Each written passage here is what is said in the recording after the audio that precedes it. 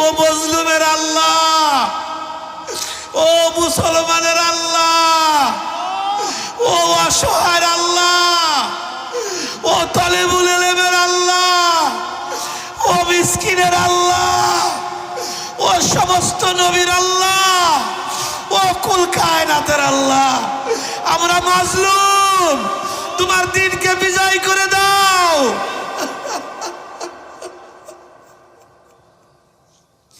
কবুল করে নাও, আজকের মজলিস কবুল করে নাও। ওরে আমার মাশুক রে, ওরে আমার মাওলা রে,